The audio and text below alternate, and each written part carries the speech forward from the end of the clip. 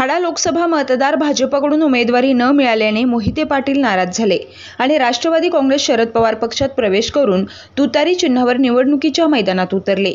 मागील 2019च्या लोकसभा निवडणुकीत माळशिरस तालुक्यातून लाखांचे लीड मिळाले आणि राष्ट्रवादी काँग्रेसचे उमेदवार संजय मामा शिंदे यांचा 86,000 मतांनी पराभव करत खासदार निंबाळकर लोकसभेत पोहोचले। माळशिरस तालुक्यात 2019च्या निवडणुकीत मोहिते पाटील आणि बहुतांश मोहिते पाटील विरोधक यांना एकत्र आणण्याची किमया देवेंद्र फडणवीस यांनी साधली होती। यातूनच इथून लाखाचे लीड मिळाले होते। मात्र यावेळी मोहिते पाटील हेच भाजपच्या विरोधात लढत असताना या तालुक्यातील कट्टर मोहिते पाटील विरोधक अशी ओळख असलेल्या उत्तम जानकर यांना रणजितसिंह निंबाळकर यांच्या मागे उभे करण्याचा प्रयत्न देवेंद्र फडणवीस यांनी केलाय। विशेष विमानानं जानकर नागपूरलाही गेले। परत आल्यानंतर जानकर यांनी समर्थकांची 19 एप्रिल रोजी बैठक घेत त्यांच्या भावना जाणून घेत निर्णय घेऊ असं म्हटलं होतं। मात्र 19 एप्रिलच्या बैठकीत उत्तम जानकर यांनी खळबळजनक खुलासा केलाय। आमचं आणि मोहिते पाटलांचं 6 महिन्यापूर्वीच ठरलं होतं असं सांगितल्यानं त्यांचे समर्थक देखील अवाक झाल्याचं दिसून आलंय। यातूनच उत्तम जानकर यांच्या खांद्याला खांदा लावून मोहिते पाटील यांना विरोध करत आलेले एकत्र आले असून रविवार दिनांक 21 एप्रिल रोजी खडूस तालुका माळशिरस येथे बैठक घेतली आहे। या बैठकीस मोठी गर्दी झाल्याचं दिसून आलंय। माळशिरस तालुका विविध पक्षीय आघाडीनं माढा लोकसभा मतदारसंघात रणनीती ठरवण्यासाठी खडूस तालुका माळशिरस येथे आयोजित केलेल्या बैठकीत अनेकांनी आपल्या भावना व्यक्त केल्यात। Tejvarta news network Solapur. या बैठकीच्या आयोजनामागची भूमिकाच ही आहे। गेल्या 50-60 वर्षापासून हा माळशिरस तालुका प्रस्थापितांच्या विरोधात एक संघ लढतो आहे आणि तो लढत असताना कालचा जो 19 तारखेचा निर्णय होता तो जनतेला पटलाय की न पटलाय हे आम्ही सांगण्यापेक्षा आपल्या समक्ष आपल्या बांधवांच्या समक्ष ह्या माळशिरस तालुक्यातील सर्व पक्ष नेते मंडळींनी आपल्या समोर व्यक्त केलेला आहे। जनभावना आपल्या समोरच व्यक्त केलेली आहे। त्यामुळे आपल्याही लक्षात आलं असेल की घेतलेला निर्णय योग्य की अयोग्य मी सांगण्याची काय आवश्यकता नाही। आपल्या समोर तालुक्यातील प्रमुख विविध पक्षाच्या नेते मंडळींनी तो निर्णय मान्य आहे की नाही हे आपल्या समोरच लक्षात आलेलं आहे। आपण आता बोलताना सांगितलं की या तालुक्याच्या मागील 50-60 वर्षाच्या राजकीय वाटचालीमध्ये मोहिते पाटील समर्थक आणि विरोधक असे 2 प्रवाह राहिलेले आहेत। पण आज त्यातला एक तुमच्यातला प्रवाह निखळून तिकडे गेलाय असं तुम्हाला वाटतंय का आणि त्याचा फारसा परिणाम होईल असं वाटतं का? निश्चित तुम्हाला सांगतो असं काय नाही। पहिल्यापासूनच माळशिरस तालुक्यात आता मी बोलताना तुम्हाला एक उदाहरण दिलं। या तालुक्यामध्ये सत्ताधारी आणि विरोधक असं 2च प्रवाह आहेत। कुठल्या पक्षाचा विषय या माळशिरस तालुक्याचं राजकारण इतर तालुक्याप्रमाणे नाही। सन 2014 मध्ये इथला सत्ताधारीच्या विरोधात आनंद खंडागळे नावाचा उमेदवार उभा होता आणि त्यांचं चिन्ह चप्पल होतं। त्या चप्पलच्या चिन्हाला सुद्धा 71,000 लोकांनी मतदान केलं होतं।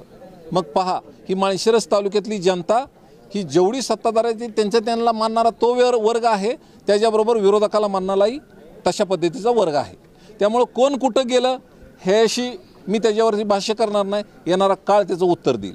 आता या ठिकाणी काही जणांनी मनोगत व्यक्त करताना अशी भूमिका मांडली की उत्तम जानकर यांनी 19 तारखेच्या बैठकीत आपला स्वाभिमान आमदारकीसाठी घाण टाकला। तुमचं काय मत आहे याबाबत? आता त्यांनी राजकीय त्यांची तडजोड केली असेल पण माळशिरस तालुक्याचा इथला जो सामान्य आम जनता आहे गेली 50-60 वर्षात या मोहिते पाटील कुटुंबाकडे संपूर्ण सोलापूर जिल्ह्याची सत्ता होती। साखर कारखाने असतील, सूतगिरण्या असतील, DCC बँक असेल, आमदारकी, खासदारकी, मंत्रीपद, पालकमंत्रीपद, परंतु या माळशिरस तालुक्यातील विरोधकांनी कधीही आपला स्वाभिमान घाण ठेवला नाही किंवा आज तागायत त्यांच्या दारात कधी उभा राहिले नाहीत। अशा पद्धतीची माळशिरस तालुक्यातील जनता आहे। स्वतःचं नुकसान करून घेतलं परंतु त्यांच्या दारात कधी भीक मागण्याचं काम ह्या माळशिरस तालुक्यातील स्वाभिमानी जनतेने कधीही केलं नाही। त्यामुळे स्वाभिमानी जनतेचा मला मनापासून अभिमान आहे त्यांचा। आता काही वक्त्यांनी या ठिकाणी बोलताना आपली भूमिका मांडताना असंही म्हटलंय की उत्तम जानकरांना विमानानं बोलवलं परंतु आम्हाला टमटमने जरी बोलवलं तर आम्ही भेटू तिथे येऊ आणि वरिष्ठांना सांगू की आम्ही मोहिते पाटलांच्या आणि जानकरांच्या युतीवर नाराज आहोत। तर असं काय पुढे हालचाली होतील का? तुम्ही कुणाची भेट घेणार आहे का? कुणाची भेट घेणं किंवा कुणाला पाठिंबा देणं हा आमचा विषयच नाही। ही जनमत जाणून घेणं हे आपल्या देखतच घेतलेलं आहे। आम्हाला वरिष्ठांचा कुणाचा निरोप आला समजा काही चर्चा करण्यासंदर्भात कोणत्याही पक्षाचा येऊ शकतो, आम्ही निश्चितपणानं चर्चेतनंच मार्ग निघणार आहे। कुणाला पाठिंबा द्यायचा तो चर्चेतनंच। आमचे प्रश्न या तालुक्यामध्ये विकासाचे असे आहेत। इथला नेरा देवदरचा प्रश्न आहे, पाणी मिळणार आहे आमच्या तालुक्याला, ह्या फलटण पंढरपूर रेल्वेचा प्रश्न आहे, या तालुक्यामध्ये बेंगलोर मुंबई इंडस्ट्रियल कॉरिडॉरमध्ये गारवाडचा समावेश व्हावा म्हणून गेले 2-3 वर्ष झालं आम्ही प्रयत्न करतोय, तो प्रश्न आहे।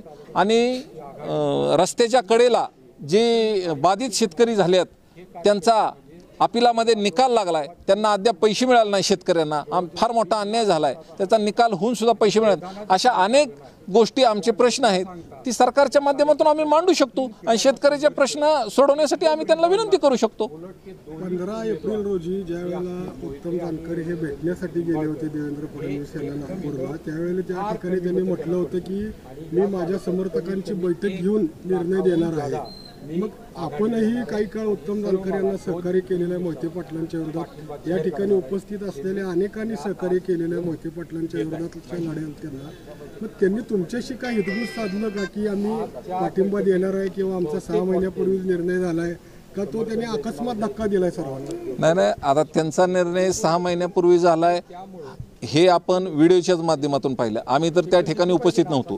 आणि जे आज या ठिकाणी प्रमुख कार्यकर्ते आले होते ना, ते संपूर्ण त्यांच्या पाठीमागं खंबीरपणाने आतापर्यंत उभेच होते। आता जे आले ते विविध पक्षाचे जरी लोक असले तरीही निवडणुकीच्या माध्यमातून त्यांच्या पाठीमागच ही सगळी जनता होती। परंतु आज आपण पाहिलं असेल, आज त्यांची भावना काय भावना आहे ते आपण आपल्याच माध्यमातून समोर आलेले आहे, त्यामुळे मी सांगायची काही गरजच नाही। जनतेची भावना आज प्रमुख कार्यकर्त्यांची भावना आपण पाहिलेली आहे। एकूणच सोलापूर जिल्ह्यातून एक असं चित्र पुढे केलं गेलं होतं की माढा लोकसभा मतदारसंघात मोहिते पाटलांचे कट्टर विरोधक असलेले उत्तम जानकर यांनी मोहिते पाटलांनाच पाठिंबा दिल्यामुळे आता माळशिरस तालुक्यामध्ये मोहिते पाटलांना विरोधक उरला नाही, काय सांगायला? हा, असं वाटतं महाराष्ट्राला तसं चित्र निर्माण झालंय की 2 गट एकत्र झाल्यानंतर माळशिरस तालुक्यामध्ये विरोधक जिवंतच राहिला नाही। परंतु या प्रमुख उपस्थितीवरनं असं जाणवतंय की माळशिरस तालुक्यातली जनता आणखी स्वाभिमान आहे आणि स्वाभिमान जागृत ठेवण्यासाठी पुन्हा जोमाने कामाला लागतील। काय पोकळी निर्माण जरूर झाली असेल, पण पुन्हा एकदा जोमाने या माळशिरस तालुक्यात प्रस्थापितांच्या विरोधात एक संघर्ष निर्माण करून एक नेतृत्व तयार करण्यात यात तीळ मात्र माझ्या मनामध्ये शंका नाही। घेणार आहे असं आता सांगितलं, शेवटी आभार मानताना केव्हा होईल बैठक? काय 1-2 दिवसाच्या फरकाने 2-4 दिवसामध्ये सगळ्यांचा आणखी विचार विनिमय करून आपण आता तर आम्हाला जनभावना लक्षात आलेलीच आहे, पण पुन्हा एकदा त्यांना विश्वासात घेऊन जे करायचंय ते या सगळ्या नेते मंडळीला विश्वासात घेऊन करणार, एवढं मात्र नक्की।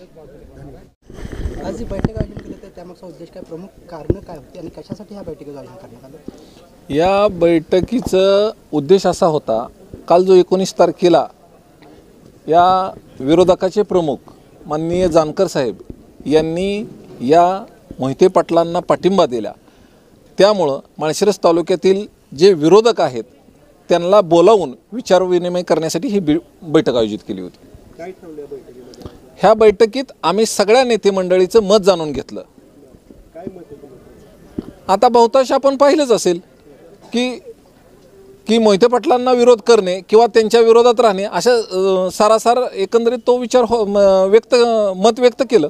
काल 2 मोठे नेते एकत्र आले आणि सांगितले की तुम्हीचं आमचं मिळून जवळपास 2 लाखाहून अधिक लीड माळशिरस तालुक्यातून मिळेल। ठीक आहे, त्यांना तसं वाटतं, तसं होत नाही। आम्ही आमच्या पद्धतीने प्रयत्न करणार, आम्ही ज्या उमेदवाराला पाठिंबा देऊ त्यांना मताधिक्य देण्याचं काम आम्ही निश्चितपणे करणार।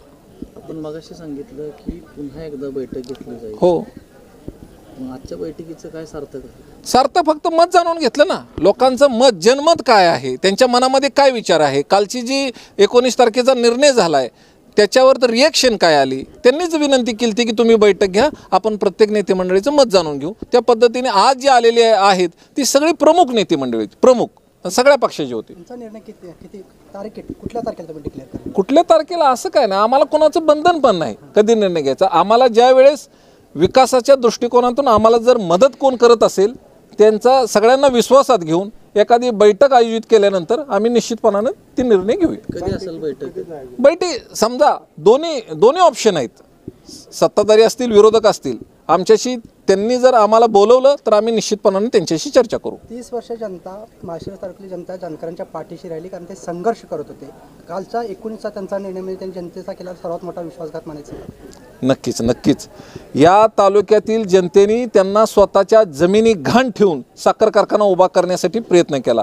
स्वतःच्या अंगावरती कर्ज घेतलं. पोलीस स्टेशनला जर त्यांना अटक झाली तर रस्त्याच्या कडेला आणि पोलीस स्टेशनच्या समोर 15-15 दिवस झोपायचं काम ह्या माळशिरस तालुक्यातील जनतेने आणि स्वाभिमानी ह्या नेते मंडळींनी केलं. इतकं प्रेम ह्या महाराष्ट्रात कुठल्या तालुक्यात केलं नसेल एवढं नेत्यांवरती प्रेम ह्या माळशिरस तालुक्यातल्या ह्या प्रमुख कार्यकर्त्यांनी आणि जनतेने केलेलं आहे. मोहिते पाटील जानकरचा असं समन्वय झाले की तुम्ही आम्हाला खासदारकीला मदत करा, आम्ही तुम्हाला आमदारकीला मदत करतो, म्हणजे एक प्रकारची जनतेची फसवणूकच का? हो, आता तसं म्हणायला काय हरकत नाही. ती त्या पद्धतीचा त्यांचा करार झाला, आपण सगळ्या प्रसार माध्यमातून आपल्याला पाहायला मिळालं.